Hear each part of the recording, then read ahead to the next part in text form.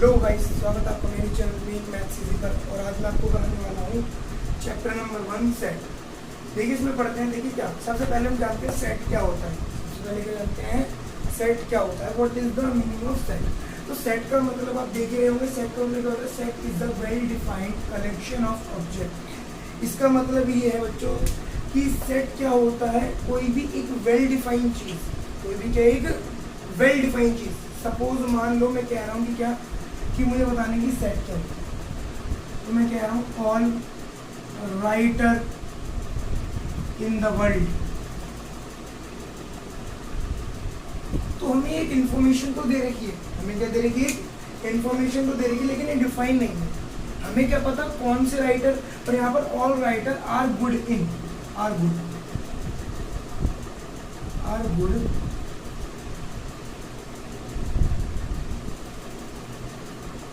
Are मैंने good लिख दिया। सभी राइटर्स अच्छे हैं, मुझे नहीं पता कौन से राइटर्स अच्छे हैं। तो यहाँ पर मुझे कोई भी चीज वेल डिफाइन नहीं पता, मतलब वो चीज मुझे डिफाइन नहीं है कि वो एक्चुअली में है क्या। अगर वो वेल डिफाइन होगी वो चीज, तभी हम उसे सेट कहेंगे। फॉर एग्जाम्पल क्या, इवन नंबर, क्या even number, even number well define है कि इवन नंबर क्या होता है, दैट इज डिविजिबल बाय 2। क्या डिविजिबल बाय 2 वो होता है इवन नंबर। अब मैंने क्या कहा राइटर इन द वर्ल्ड, तो राइटर तो वेल डिफाइंड नहीं है। इवन नंबर वेल डिफाइंड है कि वो ऑलवेज 2 से डिवाइड ही होंगे। कभी भी मैं मान लो 3 को इवन नंबर नहीं कहूंगा। अब एक ऑड नंबर क्या होता है, अब एक ऑड नंबर होता है that is not divisible by 2। तो ऑड भी हमेशा, ऑड की भी डेफिनेशन यही रहेगी कि it is not divisible by 2।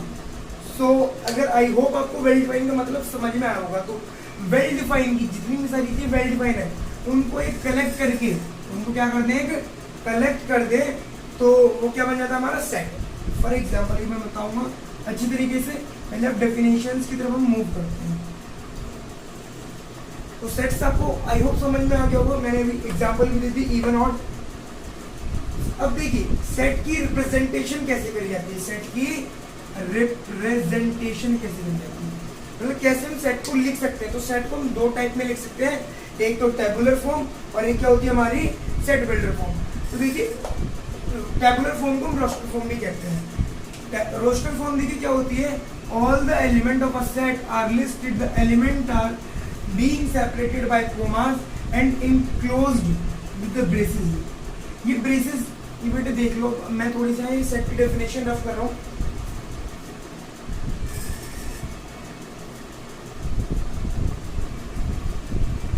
देखिए कि क्या मान लो जो हमारे सेट्स होते हैं, मान लो मैं कह रहा हूँ इवन नंबर, इवन नंबर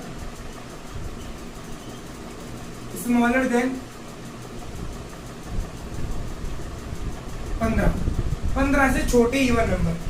तो कौन कौन से आएंगे आपके, 2 4 6 8 10 12 14 यही आएंगे। अगर 14 के बाद 16 पे जाओगे तो 16 तो 15 से बड़ा हो गया, that is not consider in this element. So हम इसे कंसीडर नहीं करेंगे। तो अभी क्या है हमारा, हम इसे वेल डिफाइन चाहिए कि इवन नंबर और smaller than 15, it well define है।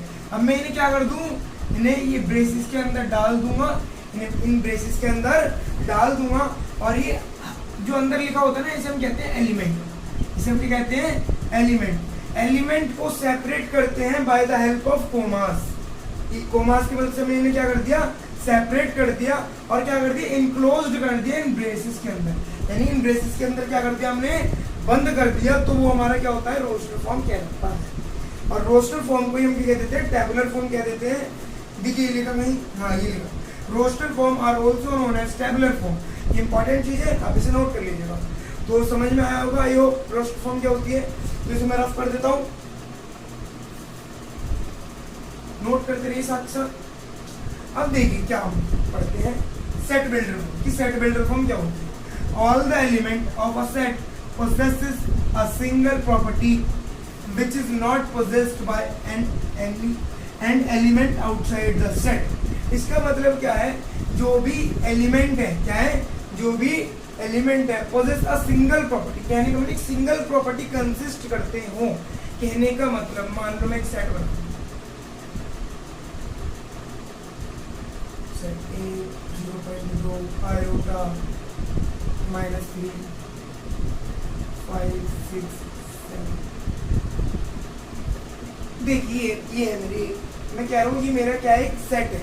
क्या है मेरा, एक सेट है। अब यहाँ पर सेट है ये, फर्स्ट ऑफ ऑल ये क्या है, सेट है। अब लेकिन इसमें एक चीज देखिए आप, ये रोस्टर फॉर्म में लिखा हुआ है। अब मुझे सिर्फ क्या बताना है कि ये सेट बिल्डर फॉर्म में कन्वर्ट हो सकता है नहीं हो सकता। तो पहली बात तो all the element of a set possess a single property. कहने का मतलब इस सेट में जितने भी एलिमेंट है वो एक सिंगल प्रॉपर्टी को पोजेस करनी चाहिए। जैसे मतलब अगर ये है, ये क्या है, इंटीजर है, ये क्या है, रियल नंबर कह सकते हो आप, या इसे कह सकते हो डेसिमल नंबर। डेसिमल नंबर वैसे सारे ही रियल नंबर है, बस इसे छोड़ के। अब ये आपका क्या है, कॉम्प्लेक्स नंबर। ये क्या है आपका -3, इंटीजर है ये भी। ये 5 क्या है आपका नेचुरल नंबर। कहने का मतलब इंटीजर भी है, ये नेचुरल नंबर भी है। लेकिन कहने का मतलब सारे जो एलिमेंट्स हैं उनमें आप एक प्रॉपर्टी नहीं लगा सकते। कहने का मतलब आप ये नहीं कह सकते सारे इंटीजर हैं, अब ये नहीं कह सकते कि सारे रियल है। रियल भी कहोगे तो ये सारे रियल नहीं कह सकते। अगर ये नहीं होता तो ये मैं कह सकता था कि हाँ ये सारे एलिमेंट एक सिंगल प्रॉपर्टी पोजेस कर रहे हैं, जो कि क्या है, आपकी रियल नंबर है। क्या है, जो कि आपकी रियल नंबर है। लेकिन अगर मैंने यहाँ डाल दिया आयोटा, आयोटा डाल दिया तो आयोटा क्या है, कॉम्प्लेक्स नंबर है, तो अभी सिंगल प्रॉपर्टी पोजेस नहीं कर रहे। तो पहली बात तो अगर हमें सेट बिल्डर में लिखना है किसी भी सेट को, तो पहली बात तो क्या करनी चाहिए, वो सारे element possess a single property. क्या करना चाहिए, सिंगल प्रॉपर्टी को पोजेस करना चाहिए, which is not possess by the element outside the set. जो इस एलिमेंट मतलब जो इस प्रॉपर्टी को फॉलो नहीं करेगा उसके सेट को हम सेट बिल्डर फॉर्म में नहीं लिख सकते। यानी कि मतलब ये था इसे मैं सेट बिल्डर फॉर्म में नहीं लिख सकता, इसे मैं सेट बिल्डर की फॉर्म में नहीं लिख सकता। ऐसे लिख सकता हूँ कि नंबर्स, लेकिन मैंने वेल डिफाइंड नहीं कर सकता, नहीं कर सकता। तो आई होप आपको ये दोनों चीज समझ में आएंगे, roster form, set builder form. ठीक है, तो चलते हैं हम अपने आपके टाइप पे। टाइप ऑफ सेट क्या होता है, कि क्या टाइप ऑफ सेट क्या होता है, बहुत प्यार से समझाऊंगा आपको। देखिए पहला क्या है, एम्प्टी सेट। पहला क्या है, एम्प्टी का मतलब ही आप समझ रहे होगी, एम्प्टी मतलब कुछ नहीं, एम्प्टी मतलब कुछ नहीं। तो ऐसा सेट जिसके अंदर कुछ भी एलिमेंट नहीं है, देखो क्या लिखा है, a set which does not contain any element is called empty set। क्या, जो कोई भी एलिमेंट को कंटेन नहीं करता हो, कंसिस्ट नहीं करता हो, उसे हम क्या कहते हैं, एम्प्टी सेट। और एम्प्टी सेट का दूसरा नाम है null set, void set. Empty set का दूसरा नाम क्या है, नल सेट या वॉइड सेट। चलो दूसरे पे चलते हैं, फाइनाइट सेट। क्या, फाइनाइट सेट की तरफ हम मूव करते हैं। तो फाइनाइट सेट आपके क्या होते हैं, जो एक डेफिनेट नंबर ऑफ एलिमेंट को कंसिस्ट करते हो। डेफिनेट मतलब कहने का मतलब जिन्हें हम गिन सकते हैं। फाइनाइट सेट मतलब जो इन्हें हम गिन सकते हैं। जैसे मान लो मेरे पास एक सेट है,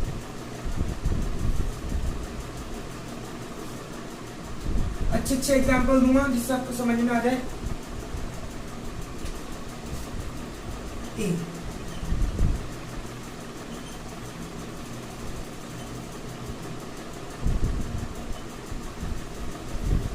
B,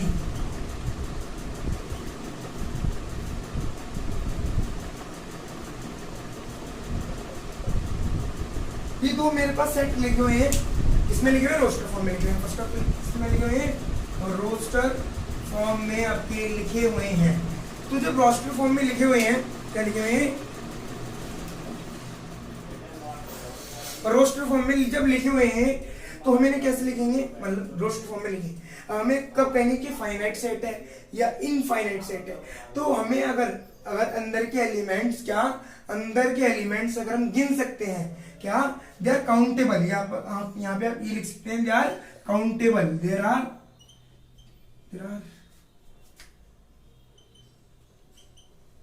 countable element, there are countable element. मतलब अगर यहाँ पर काउंट कर सकते हैं हम एलिमेंट को, तो ये क्या कहलाते हैं, हमारे फाइनाइट सेट कहलाते हैं। अगर आपको ये डेफिनेशन याद नहीं करनी मत करिए, आप ऐसे याद कर सकते हैं कि दे आर काउंटेबल।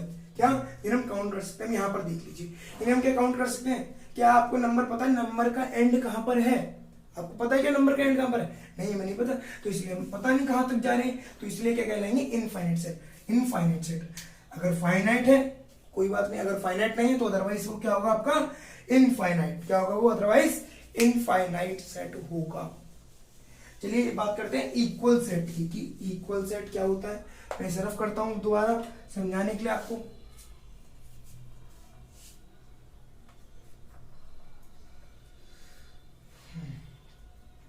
तो इक्वल सेट देखिए क्या होते हैं। इक्वल सेट वो सेट होते हैं जिन एलिमेंट्स, जिन सेट में क्या, जिन सेट में जो एलिमेंट्स होते हैं वो सेम होते हैं और इक्वल होते हैं, यानी उनकी कार्डिनैलिटी इक्वल होती है।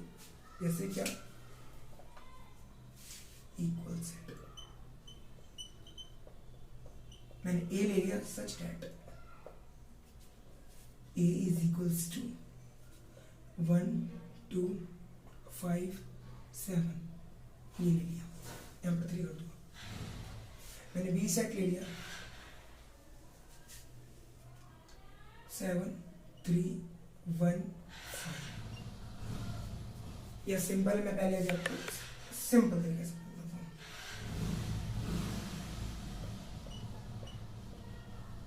देखिए अब A set B set element equal है नहीं है, एलिमेंट इक्वल है तो ये क्या होंगे आपके इक्वल सेट होंगे। ए बराबर बी, ये बिल्कुल सिंपल फॉर्म है इसकी। अब देखिए थोड़ी कॉम्प्लेक्स सी फॉर्म देखिए जो समझाने वाली होती है। अब देखिए क्या 7 है, इसमें भी 7 है, इसमें भी 7 है, इसमें 5 है, इसमें भी 5 है, इसमें 3 है, इसमें भी 3 है, इसमें 1 है, हाँ जी 1 है, इसमें भी 1 है। तो सारे एलिमेंट सेम है, तो ये क्या कहलाएंगे आपके इक्वल सेट कहलाएंगे। A and B are equal set, A and B are equal set, ठीक है, समझ में आया। तो यहीं तक ये आपकी पार्ट 1 है। आई होप आप सबको ये थोड़ा इंट्रोडक्शन पार्ट समझ में आया होगा एक्सरसाइज 1.1 का। अभी हम करेंगे एक्सरसाइज 1.1 नेक्स्ट पार्ट में, और फिर हम उसके बाद पढ़ेंगे वेन डायग्राम पढ़ेंगे। हम क्या पढ़ेंगे आपका वेन डायग्राम भी पढ़ेंगे, अभी सबसेट, पावर सेट, सारी चीजें पढ़ेंगे अभी, लेकिन नेक्स्ट पार्ट में। अगर आपको ये वीडियो यहां तक समझ में आई हो तो प्लीज लाइक और सब्सक्राइब जरूर करें, बिकॉज योर सब